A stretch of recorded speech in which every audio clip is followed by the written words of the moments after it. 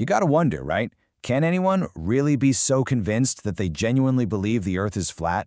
I mean, it sounds like a total joke, something you'd say just to be absurd. But the answer? Well, it's a lot more complicated, and honestly pretty unbelievable. Yeah, because the answer isn't zero. It's this: 10%. A 2021 survey found that 10% of Americans believe the Earth is flat. And it's not just in the US. This is happening all over the world. So how on earth did we get here? Well, it's a story that involves a daredevil, a homemade rocket, and a hoax that was hiding inside another hoax.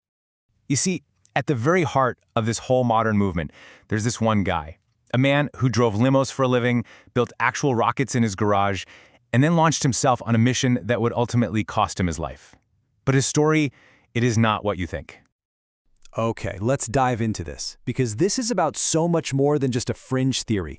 This is really an explainer on the psychology of what we choose to believe, and how one stuntman figured out how to use it to fund his wildest dream. So first things first, let's meet the man who basically became the poster child for this whole movement, the one and only Mad Mike Hughes.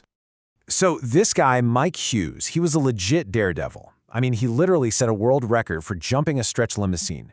His ambitions were, huge. He wanted to build his own rocket and fly to the edge of space. But when he put up a Kickstarter to fund it, crickets. Nobody cared. He raised a measly $310. His dream was totally dead in the water. But then, everything changed. Mike went public with a new belief. He announced he didn't buy the science, that the Earth wasn't a globe, and that his new mission was to fly up there and prove it. And just like that, the Flat Earth community rallied around him. The donations started pouring in.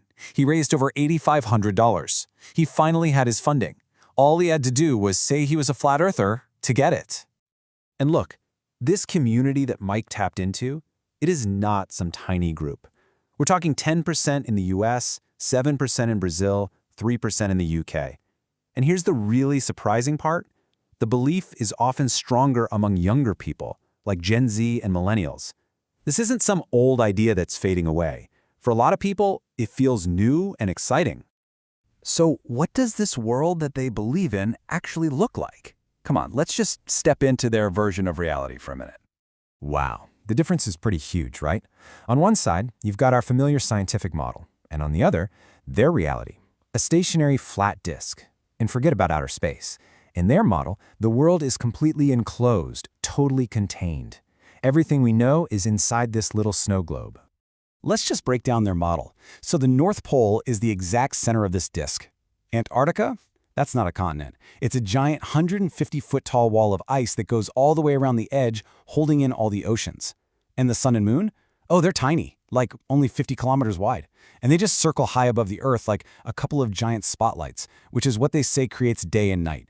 And then, covering the whole thing is a solid dome, the firmament, that nothing can get through.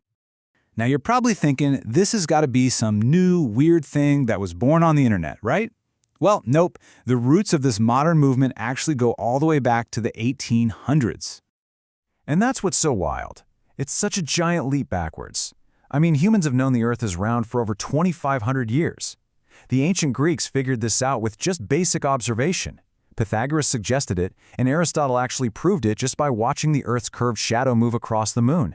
And then, more than 2,000 years later, this guy Samuel Robotham comes along and decides, nah, they were all wrong.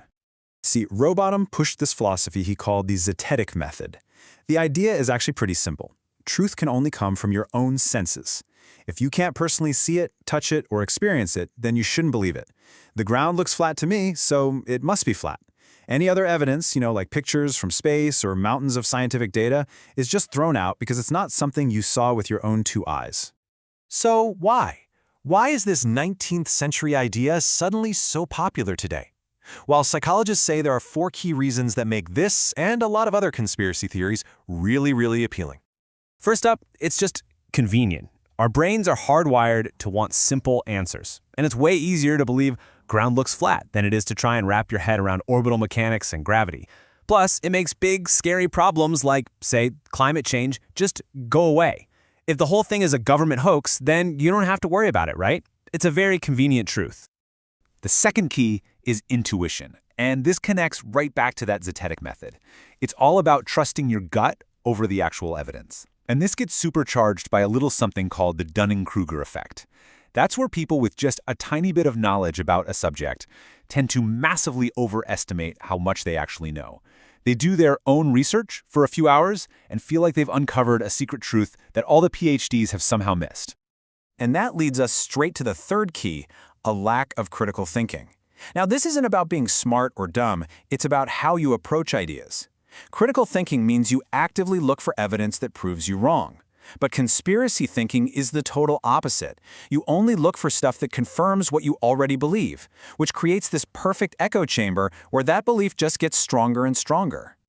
And the last key, the one that really locks it all in place, is mistrust.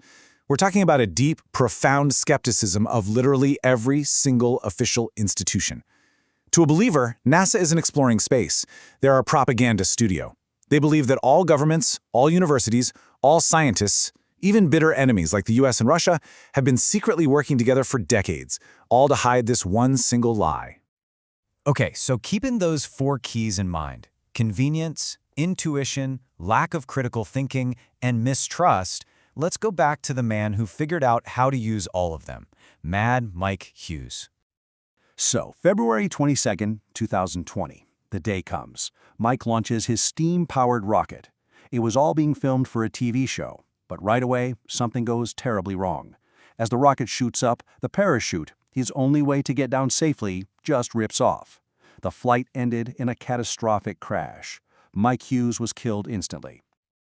To his followers, he was a martyr. He was the man who died trying to expose the world's biggest lie. But was that what was really going on?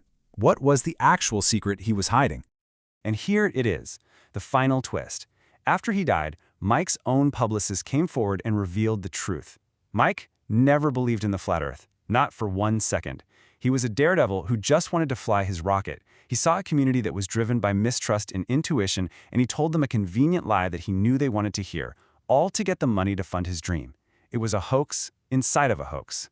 The story of Mad Mike Hughes is just wild, but it really forces us to look in the mirror. It shows how easily our beliefs can be shaped and even manipulated.